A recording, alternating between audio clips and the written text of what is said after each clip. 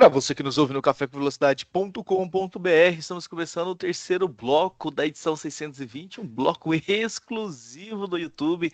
Nós avisamos lá no início, no fim do bloco número 2, e sim, estamos tentando aí coisas diferentes. Vocês viram que semanas atrás nós fizemos blocos só para quem participasse pelas redes sociais e colocasse essa hashtag Eu Quero MotoGP no CV. Agora nós estamos fazendo isso. Então, vamos aqui ficar brincando um pouquinho com alguns formatos e tal, para a gente aí descobrir algumas coisas. Já aviso a vocês que o Café com Velocidade está chegando no Instagram. Você que está aqui no YouTube, vê aqui nos ouvir. Logo mais vocês vão receber notificações do Instagram do Café com Velocidade, onde a gente vai tentar colocar aí um material bem interessante também, coisas extras e tudo mais, algumas chamadas para o programa da semana. Então são essas as novidades. Fábio Campos, Fábio Wilson, nós tivemos aqui alguns outros assuntos comentados no e-mail. Aqui no YouTube a gente vai fazer esse bloco realmente um pouco mais rápido, não indo tão a fundo como a gente foi no bloco número 1, que nós falamos do Leclerc, e no bloco número 2, que nós focamos aí no Sebastian Vettel, passando por outros sobre a classificação e tudo mais. Aqui a gente vai falar um pouquinho sobre Mercedes, Bottas, Red Bull e Acenos. E eu já começo com o e-mail do Antônio Carlos. Fábio Campos, não fique bravo com Antônio Carlos, mas ele diz o seguinte: escrevo no calor da emoção. Após essa vitória superlativa que vimos em Monza, novamente por menos de 1 segundo de vantagem. E ele fala assim: Albon faz 2-0 no Max Verstappen.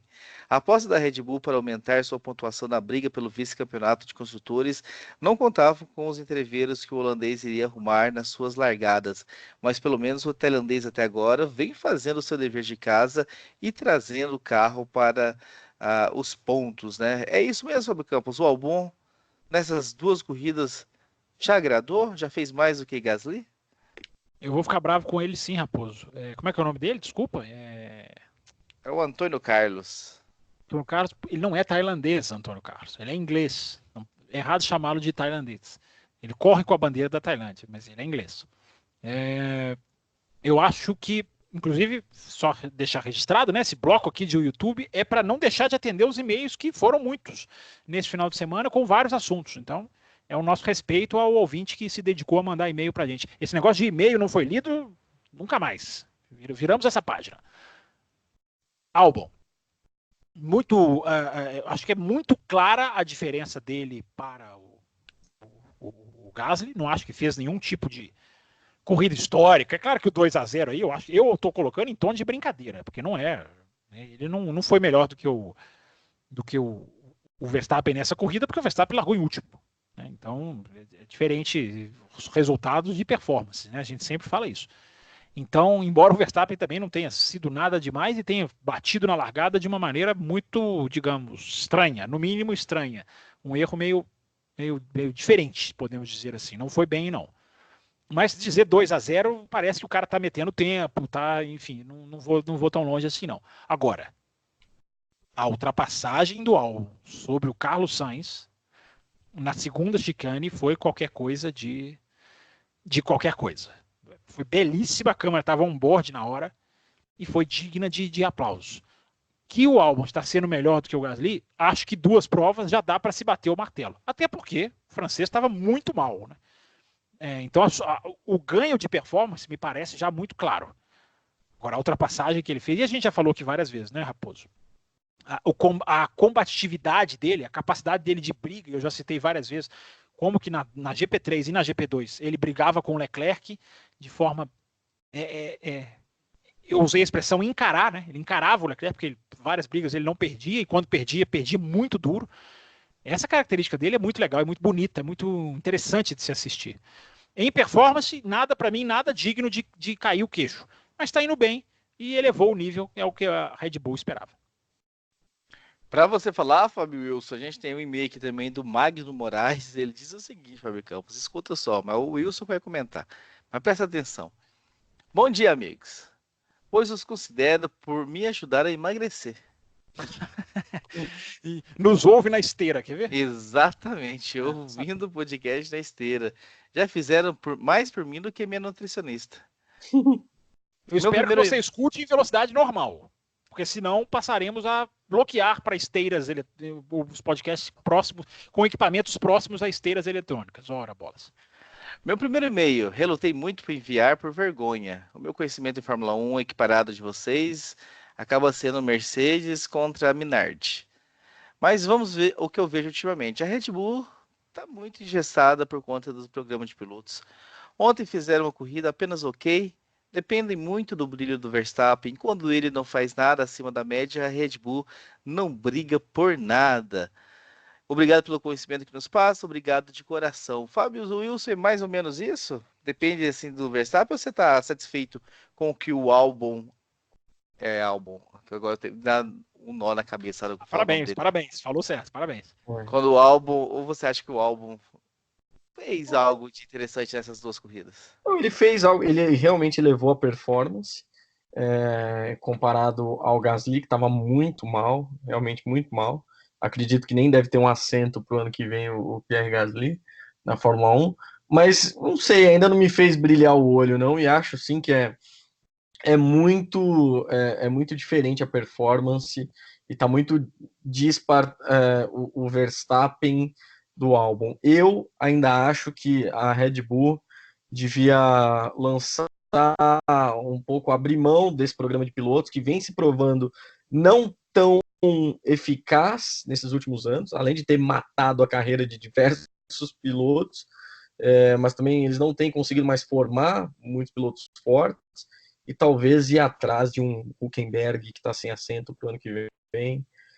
Não sei o quanto isso pode ser considerado dentro da Red Bull, apesar que a gente já ouviu que o assento do ano que vem estaria ainda entre Pierre Gasly, Daniel Kvyat e o Albon, mas eu acredito ainda que a melhor escolha para a Red Bull, para ter um parceiro, se não à altura, mas o mais próximo possível, que possa levar e trazer a equipe para brigar por mais pontos durante o final de semana, não dependendo somente do Verstappen, seja buscar alguém fora da equipe. Deixa eu falar uma coisa rapidinha. Oi. Não, isso não quer dizer que o nível de pilotagem do álbum é insatisfatório, mas eu hoje vejo como uma oportunidade de mercado, por exemplo, o Hülkenberg, que para mim é mais piloto, é um piloto que infelizmente ainda não conseguiu nenhum pódio por pura falta de sorte, mas que tem capacidade de guiar um carro melhor e que tem capacidade de ajudar uma equipe como a Red Bull e um Max Verstappen a chegarem mais longe. Eu já não coloco tanto mais fé no Hülkenberg, hein? Mas respeito a sua opinião. O Hülkenberg fez uma boa prova e está muito próximo da Haas. E eu já falei, a Red Bull está na hora de 2020 dar um passo fora das suas fileiras. Sempre uso a expressão refém. Não pode ser refém, porque hoje, se ela for refém, ela está refém de 3 que talvez não entregue. Tem uma grande chance do álbum renovar, se ele continuar assim. Mas eu, assim como disse o Wilson, eu daria um passo talvez para fora. Inclusive o Alonso deu uma entrevista esse final de semana que vale até fazer um café expresso, porque eu estou devendo café expresso para os ouvintes e é um assunto que vale em mergulhar um pouco sobre ele. Rapidinho, Raposo, porque o bloco é mais dinâmico. Você podia falar qual a declaração aqui para os nossos ouvintes? Não, ele deu várias. Não, ele falou várias coisas interessantes, por isso que não dá para falar. E aí, no Expresso, você repercute, mas pelo menos mata a curiosidade do ouvinte. Sobre o futuro. Sobre o futuro dele na Fórmula 1. Essa sua curiosidade para os ouvintes vai levá-los, com certeza, a correr atrás do Expresso na hora que ele sair. Não, eles são obrigados a correr atrás do Expresso, porque eu estou em dívida com eles e eles estão me cobrando com toda a justiça, então eles já são obrigados a correr atrás do Expresso. Mas o que o Alonso falou, Fábio Campos? Eu te disse, são várias coisas. Ele falou sobre o futuro dele na Fórmula 1, basicamente sobre o que ele estava fazendo no paddock em Monza. O que ele estava fazendo no paddock em Monza? Conversando com a equipe de Fórmula 1. Então tem coisas para si, ele disse coisas interessantes. O Rosberg fez um jogo lá com a televisão inglesa de ficar respondendo perguntas também. Ele contou cada coisa da época de dentro da Mercedes que vale outro Expresso. Mas eu não posso me estender, Raposo, porque o bloco é dinâmico. Se eu me estender, eu vou me sentir muito mal. Só dizer uma coisa rapidamente para o Magno. Magno, normalmente, quem fala que não conhece de Fórmula 1, conhece muito, mas tem vergonha, tem receio de compartilhar. E quem diz que não conhece de Fórmula 1, para quem vira para mim e fala assim, não vou mandar perguntas porque eu não tenho conhecimento. Falo para você o que eu sempre falo para essas pessoas. Quem acha que não tem conhecimento, normalmente faz as melhores perguntas, traz os questionamentos mais pertinentes, que a gente elucida muita coisa. Então, Pense nisso, enquanto o senhor caminha na sua esteira, senhor Magno. O Marcelo Cesarino traz o próximo assunto. Você acha que o Cesarino não ia aparecer? Tá aqui, Marcelo Cesarino. Se não aparecesse, era puxão de orelha, inclusive. E ele começa assim: pergunta para o Campos. Manda. Depois dessas duas últimas corridas, o Toto Wolff já se arrependeu de ter renovado com Bottas, o Zé Gotinha da Fórmula 1? Zé Gotinha, já que só põe medo nas criancinhas de menos de 5 anos de idade. Mesmo com pneus melhores, ameaçou a vitória do Leclerc, mas não fez nada. Cesarino, primeiro que eu aguardo um dia que o Cesarino vai mandar um e-mail, digamos, menos agressivo, mais ponderado com os pilotos. O Bottas não é fraco. Em tempos de censura no Brasil, É verdade. de livros e filmes que estão sendo feitos, eu confesso que muitas das vezes, quando se usam essas palavras... Você não faria isso. Não, se começa a chamar piloto de apelido... Isso você pode, sim. Isso você pode. Eu leio o e-mail desfazendo o apelido. Mas eu achei o Zé Gotinha muito interessante aqui e eu resolvi manter. Inclusive o Rosberg fala sobre o apelido que ele recebeu na entrevista que eu citei. Inclusive, Raposo, eu tenho aqui aquele som que a Fórmula 1 tem, o bip, para antipalavrões. Você pode colocar o bip em cima dos apelidinhos da próxima vez. Cesarino, rapidinho, vai. O Bottas não é ruim assim e a Mercedes quer justamente isso. Você está falando que o Toto Wolff se arrependeu? Bobos somos nós, Cesarinos, que gostamos de ver dois pilotos rápidos numa equipe de ponta. A Mercedes renovou com Bottas porque ela quer um primeiro piloto e um segundo obediente, rápido, que ganhe corridas eventualmente, mas que não perturbe, não bagunce a casa. Fique ali mansamente no seu canto. Eles estão mais do que satisfeitos, Cesarino. Se as duas corridas fizeram alguma coisa, é deixá-los mais satisfeitos ainda, seu Marcelo Cesarino. Lembrando que disputas como Hamilton e Rosberg, Senna e Prost são raras, né? O que a gente mais vê, o que a gente mais viu foi Hakkinen e Coulthard, Schumacher e Rubinho, o próprio Vettel com o Mark Webber, que já era um pouco mais abusado. Rebelde. Mas na grande maioria das vezes, quando se tem uma certa dominância de uma equipe, vai ter sempre um piloto andando na frente e um escudeiro. E eu acho que, do ponto de vista do interesse da equipe, faz sentido manter o Bottas. E o Antônio Carlos... Rapidinho, Raposo, deixei uma coisa pendente do segundo bloco. Não ia falar aqui, ia falar na semana que vem, mas tem o FED que os ouvintes migrarão aqui no YouTube para ouvir este bloco. Eu deixei pendente lá o que aconteceu no Q1, no Q3, aliás, dentro da Ferrari, pode ter desengatado uma guerra interna na Ferrari. Pode, não dá para cravar que vai. O Sebastian Vettel ficou muito insatisfeito com o Leclerc naquela questão de quem daria o vácuo a quem. Houve discussão forte dentro da Ferrari, não estou dizendo que foi entre os dois, mas houve palavras fortes dentro da Ferrari, repórteres relataram isso. Pode ser uma coisa que já acabou. Inclusive que a fase técnica dos dois não dá muito motivo para briga, mas o que aconteceu na Itália pode ter desencadeado uma faísca dentro da Ferrari que depois a gente vai ver a que ponto chegará. O Antônio Carlos comenta aqui pro Bottas, né? Vou só passar o comentário dele, já que a gente já esbarrou, só porque ele usa, né, a expressão usada lá no primeiro bloco. Simplesmente não conseguiu ser ameaça séria o suficiente para o Leclerc e o Bottas, apesar dos pneus mais novos e uma estratégia de pit que se mostrou bastante acertada. Seria ele um golfinho da Fórmula 1? Antônio Carlos, nós já falamos então do golfinho lá no primeiro bloco, tenho certeza que vocês esses dois que gostam de carimbar pilotos, carimbar equipes, o Raposo e o Wilson que podem responder sobre isso. E o nosso querido Arthur Santana diz o seguinte, Fábio Campos, só o Wilson agora. O que a Renault fez no carro? Andou tão bem numa pista de longas retas desde sexta-feira e conseguiu fazer frente à Red Bull do Albon. Tudo bem que o Verstappen largou lá do fundo, mas foi um P4 e P5 da equipe francesa que faz frente inclusive à Race Point, conhecida por carros muito velozes em retas. Eu acho que na verdade isso é um pouco natural, né? A Renault penou um pouco no começo da temporada, o piloto novo, imaginando que fossem já muito longe nesse primeiro ano.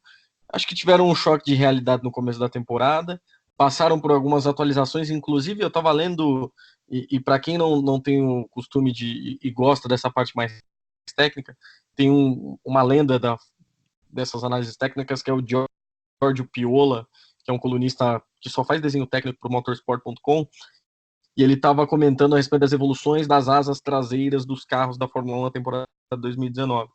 E ele passa justamente por esse ponto da Renault, quanto o carro foi evoluindo com as atualizações do começo da temporada até aqui. Eu acredito que a Renault, desculpa confundir de novo, tem tudo para se tornar uma oponente à altura para ser aí uma terceira equipe num prazo aí de talvez 2 ou 3 anos. Então eu acho que na verdade a performance é natural. Tem dois ótimos pilotos no grid, que é o Ricardo, que para mim tem potencial para ser campeão do mundo, e o Hülkenberg, que é bastante forte.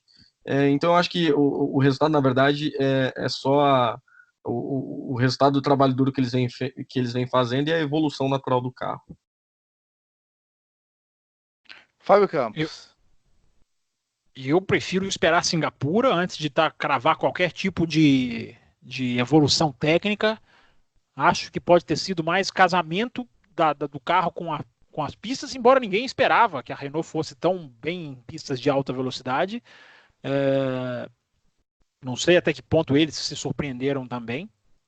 Eu prefiro, se eles forem bem em Singapura, até porque eles terão atualizações para Singapura, aquelas atualizações mais fortes no carro. Porque atualização todo mundo tem todo final de semana praticamente, né? Mas eles vêm com aquela um pouco mais forte. É uma pista completamente diferente de Monza em termos de carro, em termos de acerto, enfim. É quase outro carro, né, fisicamente falando. Então eu prefiro aguardar. A única coisa que eu posso dizer é que nesse final de semana a Renault foi Renault. Isso é o mínimo que se espera. Tudo bem, foi até acima da expectativa, mas é por aí que se espera da Renault. Não dá para ficar em sétimo, oitavo no Mundial de Construtores e passando o vexame que passou em outras corridas. Como passou muito vexame na Hungria, igual eu falei da Ferrari, convém esperar Singapura. Mas que o que se espera da Renault é estar por ali, atrapalhando a parada do Leclerc, do Hamilton, todos voltaram atrás da Renault, isso antes nem isso acontecia. Tudo bem, os da frente já tinham parado, a Renault não. Mas antes nem isso eles arranhavam. Agora não. Tiveram um papel importante na corrida antes de fazerem as suas paradas. Então é isso, a Renault tem que participar da Fórmula 1. Ela não estava participando. Vamos ver se continua. Imagina um 2021 com Ferrari, Mercedes, Red Bull, McLaren e Renault forte. Imagina um 2020, Wilson. Eu não posso entrar nessa discussão porque o bloco é curto.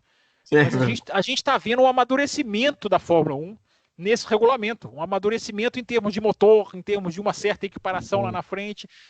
Continuo defendendo que tem que jogar isso tudo no lixo e fazer um 2021 diferente. Mas em termos de motor, por exemplo, talvez que será mantido para 2021, a meu contragosto, mas pelo menos em termos de motor, a Fórmula 1 está chegando a um ponto de equiparação que pode ser útil para ser reaproveitado no futuro. Mas é uma discussão boa para a gente ter. Quem sabe semana que vem, né, Raposo? Só o senhor não esquecer, ao chegar na segunda-feira a gente falar, o que nós vamos falar? Você fala, não sei. A gente Nunca falei promete. isso. Eu jamais falei isso. A gente promete uma coisa numa semana e na semana seguinte a gente esquece da promessa. Não esquecemos, não. O André do Pau fica louco. Pra gente encerrar esse bloco rapidamente aqui, Fábio Campos e Fábio Wilson, o Muriel, olha, trava a língua falar o nome dos dois Fábio. O Muriel Henrique Nunes diz o seguinte: escrevo para vocês pela primeira vez, apesar de já acompanhá-los há alguns meses. Escrevo, pois gostaria, se possível, que vocês, com seus vastos conhecimentos, explicassem para este ainda leigo sobre muitas coisas da Fórmula 1 como funciona o sistema de pneus e quais os melhores momentos para se usar cada tipo. Esse assunto tem me chamado muita atenção desde o último Grande Prêmio da Hungria, onde a estratégia de trocar os pneus da Mercedes foi fundamental para a vitória de Lewis Hamilton sobre o Max Verstappen. Desde já, muito obrigado e vida longa ao Café com Velocidade. Fábio Campos, você que é já diria outros, um catedrático da Fórmula 1? Não. Não sou nada disso. Ó, legal o ouvinte falar. Eu nem tinha visto o e-mail dele, e o ouvinte falando, sou leigo e comprovando o que eu falei para o Magno alguns minutos atrás, né? Tá vendo? Ele se intitula como leigo, e claramente não é, e faz uma pergunta excelente. Tão excelente que é dificílima de responder, praticamente impossível. Como é que é o nome dele, Raposo? Desculpa, fui falar do Magno aqui e esqueci o nome dele. Você vê que eu com nomes, se não falar duas vezes, não adianta para mim, é a idade. Muriel, o pneu é a ciência da Fórmula 1 hoje, né? O pneu é a grande ciência que os caras têm que acertar. Não existe uma definição de qual pneu é melhor para qual situação. Eu não posso te dizer aqui. Porque cada pista é de uma maneira, cada temperatura influencia. Se está num lugar muito quente, um pneu deixa de ser tão bom quanto seria como se tivesse frio.